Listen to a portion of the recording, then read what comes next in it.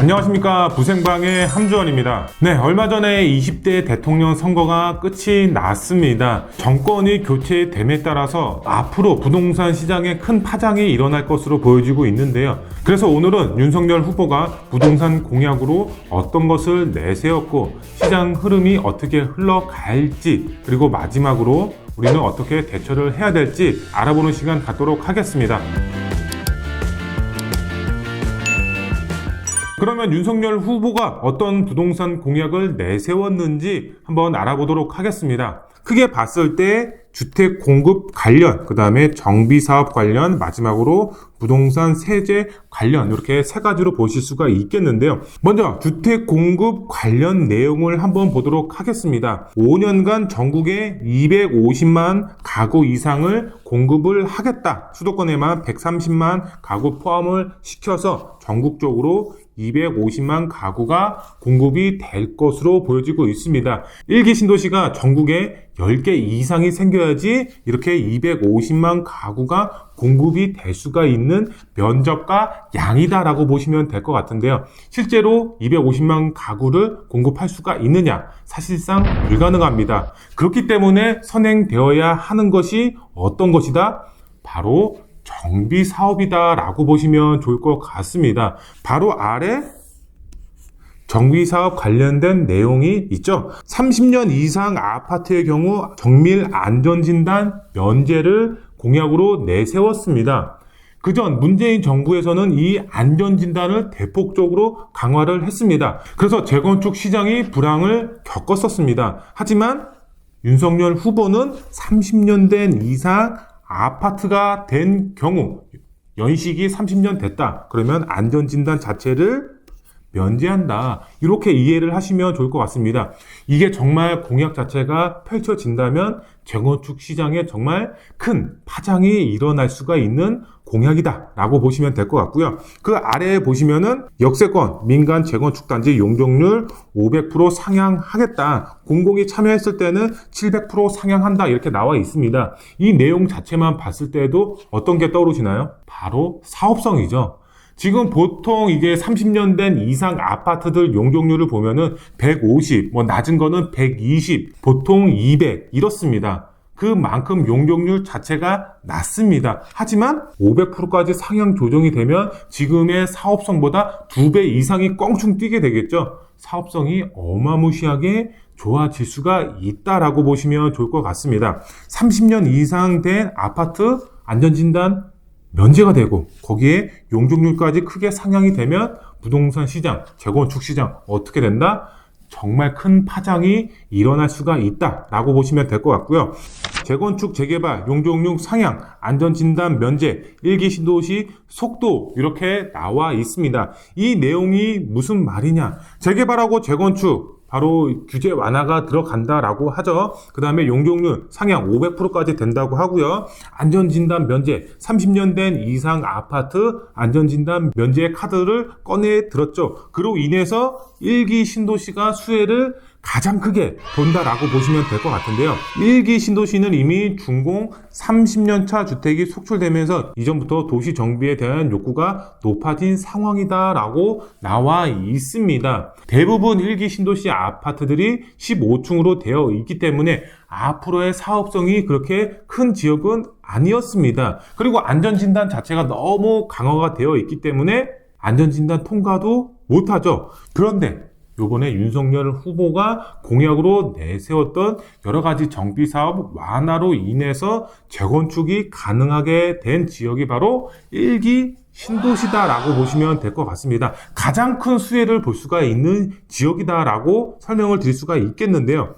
이미 준공이 30년이 되어 있기 때문에 윤석열 후보가 말했던 것처럼 안전진단 면제 카드를 받을 수가 있는 지역이기 때문에 2배가 아니라 3배, 4배 이상 사업성이 나올 수가 있기 때문에 그만큼 큰 이익이 적용이 될 것이다 라고 설명을 드릴 수가 있겠습니다.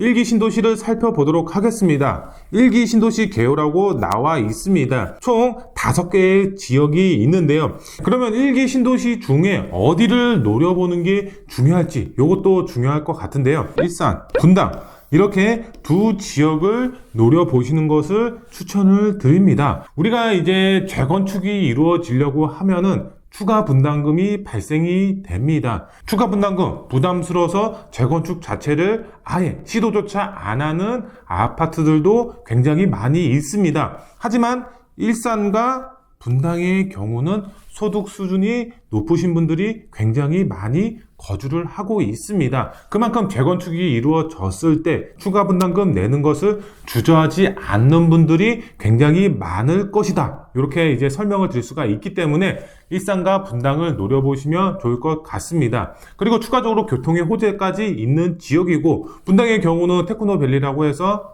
판교하고 굉장히 밀접한 거리에 위치를 하고 있고, 일산의 경우는 GTX 노선이 들어가죠. 그만큼 앞으로의 미래 가치가 굉장히 좋은 지역이다 라고 설명을 드릴 수가 있겠습니다. 재개발의 경우는 제가 영상으로 많이 설명을 드렸기 때문에 그 영상을 참조하시면 많은 도움이 되실 텐데, 재건축은 제가 그렇게 크게 언급을 하지 않았습니다. 그렇기 때문에 재건축에 투자하시는 분들의 경우는 나 재건축에 투자해야 되는데 주의사항이 뭐가 있을까? 이렇게 생각하시는 분들 굉장히 많이 있겠죠. 그래서 재건축 투자하실 때 주의사항, 이것은 꼭 체크해보면 나한테 굉장히 도움이 될 것이다 라는 점 제가 설명을 드리도록 하겠습니다. 먼저 첫 번째로 설명을 드릴 수가 있는 것은 바로 비행 안전구역인지 확인해라 라고 설명을 드릴 수가 있겠습니다. 분당의 경우는 비행 안전구역이 일부 포함이 되어 있습니다. 그렇기 때문에 비행 안전구역인지 꼭 확인을 하셔야 된다. 그런데 비행 안전구역이 뭐예요? 이렇게 물어보시는 분들 많이 있겠죠. 쉽게 설명을 드리면 바로 비행 경로에 따른 고도 제한 구역이다 라고 보시면 되겠습니다. 그만큼 이런 지역의 경우는 용적률이 그만큼 낮아질 수밖에 없다라고 보시면 될 것 같습니다. 용적률이 낮으면 사업성 그만큼 안 좋을 수밖에 없겠죠. 그로 인해서 비행 안전 구역인지 필수적으로 토지 이용 계획원을 떼셔서 확인하셔라 라고 설명을 드릴 수가 있겠습니다. 다음으로 수익성 계산 후 투자를 하셔야 된다라고 설명을 드릴 수가 있겠습니다. 이거는 어떤 투자든 당연한 말이겠죠. 당연한 말이지만 이것을 관가하시는 분들이 많이 있습니다. 재건축, 앞으로 30년 된 이상 노후 아파트 안전진단 면제해주네? 초과이익 환수? 분양가 상한제 적용 제외? 여러가지 기타 사항이 완화가 되네? 재건축 투자해야지. 30년 된 이상 아파트? 여기 좋겠다. 여기 투자해야지. 이렇게 투자하시면 절대 안 된다. 수익성을 면밀하게 따지고 투자를 하셔야 된다라고 설명을 드릴 수가 있겠는데요. 그러면 수익성, 어떤 것을 먼저 따져야 되냐? 첫 번째로 감정평가액을 따지셔야 된다라고 보시면 되겠습니다. 쉽게 설명을 드리면 조합원이 가지고 있는 내 물건의 가치다라고 설명을 드릴 수가 있겠습니다. 내 부동산의 가치가 앞으로의 수익성이 얼마냐, 이렇게 이해를 하시면 좋을 것 같고요. 그 다음 봤을 때 비례율이다 라고 보시면 될 것 같습니다. 이것은 이제 재개발하고 거의 비슷한 맥락인데요. 개발될 때의 사업성이다. 앞으로 아파트가 만들어졌을 때 이 사업성이 얼마만큼 좋은지 비례율로 나타낼 수가 있다라고 보시면 될 것 같고요. 세 번째로 봤을 때는 바로 권리가액을 평가를 하셔야 된다라고 보시면 될 것 같은데요. 이것도 역시 쉽게 설명을 드리면 내가 가지고 있는 부동산의 가치와 나중에 아파트가 만들어졌을 때의 가치를 평가를 해서 수익성이 얼마나 좋은지를 평가하는 것이다 라고 설명을 드릴 수가 있겠습니다. 그만큼 수익성 계산을 철저히 하신 다음에 재건축 아파트를 투자를 하셔야 된다라고 설명을 드릴 수가 있겠습니다.